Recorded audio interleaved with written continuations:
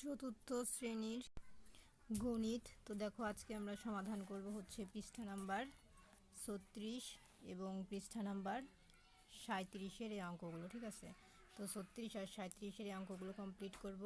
তো চলো ভিডিওটি শুরু করি। অনেকদিন পরে হাতে কলমে অঙ্ক করতেছি। তো দেখো এখানে আমাদের 2 নম্বরে অঙ্ক আছে যে খালি ঘর পূর্ণ করো। তো আমি তোমাদের এটা বুঝাই দিই, আর চ্যানেলটি সাবস্ক্রাইব করে দিও। সাবস্ক্রাইব করলে আমি ভিডিও আপলোড করার সাথে সাথে কিন্তু তোমরা ইউটিউবে ঢুকলে আমার ভিডিও দেখতে পাবা।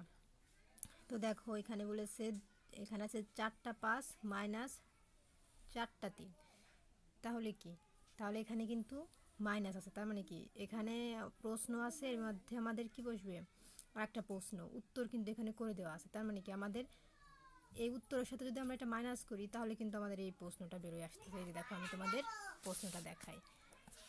এই যে দেখো 1 নাম্বার আমরা করেছি 4টা 5 4টা 3। এখন আমরা বিয়োগ করলে কত পাবো? 2 2 2 2। 3 থেকে 5 কত হয়? 4 5 2 হয়। তাহলে কত হলো এখানে? এখানে কত বসবে? 4টা 2, 1 2 3 4। তাহলে কি আমাদের উত্তর মিলল?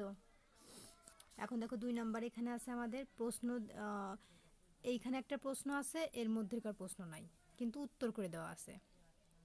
তাহলে সেম আমরা যদি এই উত্তরের সাথে এই প্রশ্নটার বিয়োগ করি তাহলে কিন্তু আমাদের উত্তরটা বেরোয় যাচ্ছে। ঠিক আছে, এই যে দেখো আমরা এটার সাথে যদি এটা বিয়োগ করি 2 নাম্বার, তাহলে আমাদের কত হচ্ছে?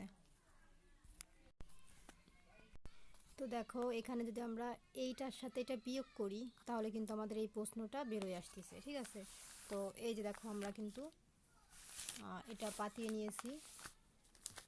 এই যে দেখো আমরা এটা পাতিয়ে নিয়েছি। এখন বিয়োগ করলে এটা কত হচ্ছে? 2 থেকে 8 3 4 5 6 7 8 কত হয়? 6 6। এখন 2 থেকে 7 কত হয়? 5 হয়। 2 থেকে 6 কত হয়? 4 হয়। 2 থেকে 5 কত হয়? 3 হয়। তাহলে কত বসবে? 3 4 5 6।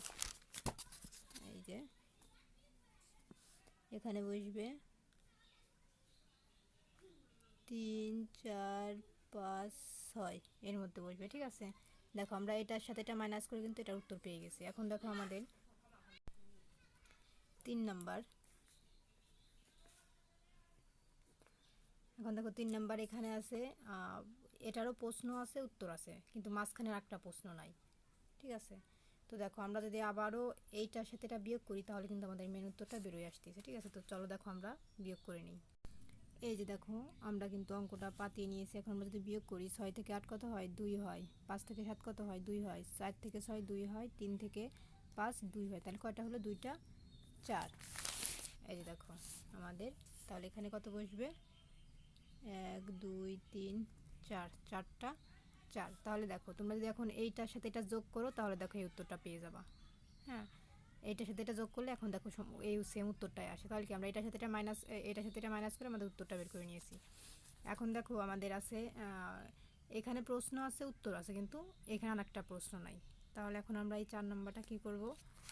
এখন দেখো আমরা যদি এইটার সাথে এটা যোগ করি তাহলে কিন্তু আমাদের এই প্রশ্নটা বেরোয় আসতেছে। তো চলো আমরা উত্তরটি দেখে নিই। এই যে দেখো আমাদের 4 নাম্বার, 6 3 কত হয়? 6 7 8 9 হয়। এই যে 9 হয়। আর 5 আর 6 কত হয়? 5 6 7 8 9 10 11। 11-র 1 হাতে আমার 1, হাতের 1, আর এই হচ্ছে আমাদের 2 3। 3 আর 5 কত হয়? 8 হয়। আর 7 আর 9 কত হয়?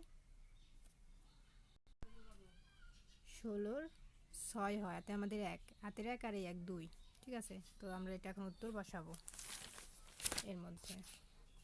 তো এর মধ্যে আমাদের কত যাবে? এইখানে লিখি 2 6 8 1 9। ঠিক আছে, আমরা এটার সাথে এটা যোগ করে এই উত্তরটা কিন্তু আমরা পেয়েছি। তো দেখো এখন আমাদের নিচে এখানে একটা কথা বলেছে, মায়ের, এই যে দেখো 2 নাম্বার আবার একটা অঙ্ক আছে যে আবিরের কাছে 4865 টাকা ছিল। বাজারে যাওয়ার আগে তার মা তাকে আরও 733 টাকা দিলেন। সে 1045 টাকা কেনাকাটা করলো। এখন তার কাছে আর কত টাকা রইল?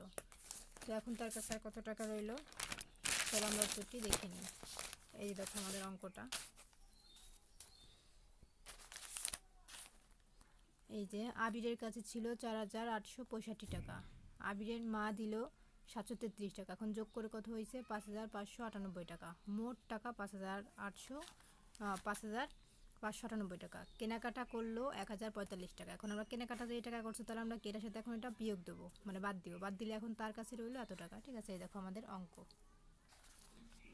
তো দেখো আমাদের অঙ্ক কিন্তু কমপ্লিট। এই অঙ্কটা কমপ্লিট। এখন দেখো এই অঙ্কর পরে আমাদের এখানে আবার একটা গাণিতিক বাক্য দিয়েছে। তো গাণিতিক বাক্য এখানে আমাদের কি হবে, এই দেখো আমাদের গাণিতিক বাক্য। তো গাণিতিক বাক্য হবে হচ্ছে আমাদের, এই যে গাণিতিক বাক্য হবে 4,865। এত টাকা সে তার কাছে ছিল, তার মা দিছে আরও 733 টাকা। হ্যাঁ, এখন এটা যোগ করে কত টাকা হয়, হচ্ছে 5, 5, 9, 8। এখন এটার সাথে মাইনাস যাবে, হচ্ছে সে কেনাকাটা করছে 1,045 টাকা। হ্যাঁ, এটা হবে আমাদের গাণিতিক বাক্য। এখন এটার সাথে আমাদের মাইনাস করে কত টাকা হয়েছে, 4, 5, 5, 3। এটা কিন্তু 4, 5, 5, 3। ঠিক আছে, এখন এখানে চলো হিসাব করি। তো এখানে বলেছে, তো এখানে আমরা এটার সাথে এটা যোগ করব। যোগ করে আমাদের কত হয়েছে, এই যে 5, 5, 9, 8। হ্যাঁ, এই টাকা। এখন এই টাকার সাথে আমরা কি করব, এই টাকা বিয়োগ দেব। তাহলে এই টাকা আমরা এখানে লিখব। তাহলে আমরা এই টাকাটা এখন এইখানে লিখব, 5, 5, 9, 8। এখন এটার সাথে এটা এখন আমরা বাদ দিয়ে কত টাকা পাই, এই যে 4, 5, 5, 3। এই টাকা কিন্তু আমরা অবশিষ্ট পাই। এখন অতএব তার কাছে আর রইল এই যে 4, 5, 5, 3 এত টাকা রইল। ঠিক আছে, তো তার কাছে আমাদের এত টাকা রইল, যে আমাদের অঙ্ক যেটা করেছি সেটাই কিন্তু রইল। তো দেখো এখানে বলেছে একটি স্টেশন থেকে মেট্রো রেল এতজন 1,048 জন যাত্রী নিয়ে যাত্রা শুরু করলো। মানে এতজন যাত্রী ছিল, পরবর্তী স্টেশনে 148 জন যাত্রী নেমে গেল। নেমে যাওয়ার পরে এখন 180 জন নতুন যাত্রী উঠলো। মেট্রো রেলে এখন মোট কতজন যাত্রী আছে? তো চলো আমরা উত্তরটি দেখি। এই দেখো আমাদের উত্তর, মেট্রো রেলে যাত্রী ছিল 1,048 জন। মেট্রো ট্রেনে যাত্রী নেমে গেল 148 জন। এখন যাত্রী রইলো, মানে এটার সাথে এখন বিয়োগ দিলে হচ্ছে 900 জন। এখন নতুন যাত্রী উঠলো আবার 180 জন। তাহলে আমরা এইটার সাথে এখন এটা যোগ করে যেটা পাবো, সেটাই আমাদের এখন মোট যাত্রী আছে। ঠিক আছে, এই ছিল আমাদের উত্তর। তো এটা কমপ্লিট। এখন দেখো আমাদের পরবর্তীতে এখানে আছে খালি ঘরে ইচ্ছামতো সংখ্যা বসাই এবং গল্প তৈরি করি, একটি করে দেখানো হলো। তো দেখো এখানে বলেছে একটি বাগানে গাছের সংখ্যা এতটি, সেখানে আরও এতটি নতুন চারা লাগানো হলো এবং তার মধ্যে এতটি চারা মরে গেল। এখন গাছের সংখ্যা কত? হ্যাঁ, তো এই যে এতটি গাছ কিন্তু ছিল, আর এতটি নতুন আনা হলো এবং তার মধ্যে এতটি মারা গেল। তাহলে কি এটার সাথে এটা যোগ করবো, এটার সাথে এটা মাইনাস করবো। আমাদের এটা মাইনাস করার কিছু নাই। তো এরকম আমাদের একটা গল্প তৈরি করতে বলেছে, তার একটা করে আমাদের এখানে দেখাইছে। এখন আমরা এখানে আর একটা গল্প বানাবো নিজেরা। তো আমরা একটা গল্প বানাই এখানে, মানে এইখানে কিছু সংখ্যা তার দিয়েছে, আমরাও সেম এখানে কিছু সংখ্যা দেবো, দিয়ে এখানে কিছু লেখা লিখবো। তো তারা আমাদের একটি করে দেখাইছে। হ্যাঁ, তো এই যে দেখো আমরা এখানে লিখলাম 10, 5, 7। তো এখানে আমরা একটা গল্প লিখতে পারি, একটি বিদ্যালয়ে 10 জন ছাত্র এবং 7 জন ছাত্রী আছে এবং সেই বিদ্যালয়ে 5টি টেবিল আছে। হয়ে গেল একটি গল্প। এরকম তোমরা এখানে লিখে নাও, আমার তো এখানে লিখে দিই এতখানি লেখা সম্ভব না। তারপর দেখো এখানে আমাদের আবারও বলেছে যে আব্দুল রহিম সাহেব এত টাকা আছে, তিনি আম বিক্রি করেন এত টাকা ও মাছ বিক্রি করেন এত টাকা পান এবং পরিবারের জন্য ব্যয় করেন এত টাকা। তার কাছে কত টাকা রইল? তো তার কাছে আর কত টাকা রইল? তো এই যে দেখো সেম এখানে লিখেছে যে এত টাকার তার কাছে আছে, তারপর এত টাকার আম বিক্রি করেন, তারপর এত টাকার মাছ বিক্রি করেন। ঠিক আছে, আর ব্যয় করেন এত টাকা। তো আমরা এখানে সেম আবার একটা গল্প লিখবো। তো তোমরা এখানে একটা গল্প লিখে দাও। আমরা এখানে 3 লিখলাম, 4 লিখলাম, 5 লিখলাম, 6 লিখলাম। তোমরা তোমাদের ইচ্ছা মতো সংখ্যা বসায় দিয়ে এরকম এমন একটা কথা এখানে লিখবা, সেই কথার মধ্যে এই কথাগুলো উল্লেখ থাকবে। যেমন আমি বাজারে যাওয়ার সময় আমার কাছে 3 টাকা ছিল, আমার মা আমাকে আরও 4 টাকা দিল, সেই 4 টাকার পরে আমি 5 টাকার খাবার খেলাম এবং 6 টাকা অবশিষ্ট বাসায় নিয়ে আসলাম। তো এরকম তোমরা একটু বানিয়ে কথা গল্প লিখে দিবা। তো এরকম আমাদের বলেছে। তো দেখো এখন আমরা চলে যাব পরবর্তী পৃষ্ঠায় 37-এ। তো দেখো এখানে বলেছে সালমা দোকান থেকে 12 টাকার খাতা, 60 টাকার কলম এবং 185 টাকার জ্যামিতি বক্স কিনলো। সে দোকানদারকে 500 টাকা দিলে কত টাকা ফেরত পাবে? তো চলো আমরা এই অঙ্কটার উত্তর দেখে নিই। এই দেখো, সালমা দোকান থেকে খাতা 72 টাকার কিনলো, কলম 60 টাকার কিনলো, জ্যামিতি বক্স 185 টাকার কিনলো, মোট এত টাকা কিনলো। দোকানদারকে দিল 500 টাকা, মোট কিনলো এই যে এত টাকা, তাহলে ফেরত পাবে 183 টাকা। ঠিক আছে, এই ছিল কিন্তু আমাদের সমাধান। এখন দেখো এখানে গাণিতিক বাক্য কি হবে। গাণিতিক বাক্য হবে দেখো এই যে এটা এটা এটা, তো যোগ কত হয়?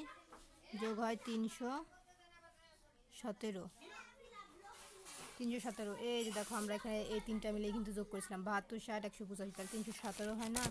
তো তাই এখন 500 টাকা থেকে মাইনাস যাবে কত? ওই 317। এখন আমরা এখানে লিখবো 317, তাহলে আমরা ফেরত পাবো কত? 183। এই যে আমি অঙ্ক কিন্তু দেখালাম যে 183 টাকা ফেরত পাবো। তাহলে প্রথম ধাপ, এখানে আমরা প্রথম ধাপে লিখবো হচ্ছে 72 টাকা, দ্বিতীয় ধাপে 60 টাকা, তৃতীয় ধাপে লিখবো 185 টাকা, আর সমান সমান যোগ করলে হবে 117 টাকা। 500 টাকা দিছে আর কেনাকাটা করছে 317 টাকার, তাহলে ফেরত পাবে কত? 183 টাকা। এই যে অতএব দোকানদার ফেরত দেবে এই যে 183 টাকা। ঠিক আছে, এই দেখো আমাদের উত্তর কত সুন্দর হয়ে গেল। এখন দেখো আমাদের সুন্দর একটা অঙ্ক আছে এখানে, মা ও মেয়ের বর্তমান বয়সের যোগফল 98 বছর। 8 বছর পূর্বে মেয়ের বয়স কত ছিল? মানে মা ও মেয়ের বর্তমান বয়সের যোগফল, এখন মা এবং মেয়ে দুজনের বয়স যোগ করলে হয় 98 বছর। তাহলে 8 বছর আগে, পূর্বে মানে আগে, 8 বছর আগে মেয়ের বয়স ছিল 25 বছর, মানে 8 বছর আগে ছিল মেয়ের বয়স 25 বছর। তো এখানে বলেছি মেয়ের বর্তমান বয়স কত। তো এই দেখো আমরা উত্তর করেছি 8 বছর পূর্বে মেয়ের বয়স ছিল 25 বছর। এটা কিন্তু মেয়ের বয়স ছিল 25 বছর। 8 বছর পূর্বে মেয়ের বয়স ছিল 25 বছর। বর্তমান বয়স, তাহলে বর্তমান বয়স কত? তাহলে আর আমরা 8 বছর পূর্বে যখন 25 বছর ছিল, তাহলে বর্তমান বয়স কত? তাহলে বর্তমান বয়স আমরা আগে যখন 8 বছর আগে 25 বছর ছিল, তাহলে আগের 25 বছর আর 8 বছর পূর্বে, তাহলে 8 বছর পূর্বে, তাহলে 8-এর সাথে আমরা 25 যোগ করলে উত্তর বেরোয় যাচ্ছে। তাহলে বর্তমান বয়স 25 যোগ 8 = 33 বছর। ঠিক আছে, এটা হচ্ছে আমাদের 1 নম্বরের সমাধান। এখন দেখো 2 নম্বরে বলেছে মেয়ের বর্তমান বয়স কত। তো মেয়ের বর্তমান বয়স কত? এই যে দেখো মা, এই 2 নম্বর, মা ও মেয়ের বয়সের যোগফল 98 বছর। প্রশ্নে কিন্তু দেওয়া ছিল মা ও মেয়ের বয়সের যোগফল 98 বছর। মেয়ের বয়স 33 বছর। এই যে আমরা এখানে মেয়ের বয়স 33 বছর পাইছি 1 নম্বরে। তো মেয়ের বয়স 33 বছর। এখন আমরা যদি 98 থেকে 33 বছর মেয়েরটা বাদ দিই, তাহলে কিন্তু আমাদের মায়ের বয়স বেরোয় যাচ্ছে। তাহলে মেয়ের বয়স 33 বছর, এখন এই 98 থেকে বিয়োগ করলে হচ্ছে 65 বছর। তাহলে মায়ের বয়স কত হচ্ছে? 65 বছর। এখন দেখো 3 নম্বরে আমাদের কি বলেছে, 10 বছর পর মায়ের বয়স কত হবে? এটা তো আরও সহজ। মায়ের বয়স যদি এখন 65 বছর হয়, তার সাথে 10 যোগ করলে বেরোয় যাচ্ছে 10 বছর পর কত হবে। তো এই যে দেখো মায়ের বর্তমান বয়স 65 বছর, অতএব 10 বছর পর বয়স 65 যোগ 10 বছর = 75 বছর। তো এই ছিল কিন্তু আমাদের সমাধান। তো আমাদের 37 পৃষ্ঠা কমপ্লিট। তো 38 আর 39 ভিডিও দেখার জন্য অবশ্যই সাবস্ক্রাইব মাই চ্যানেল।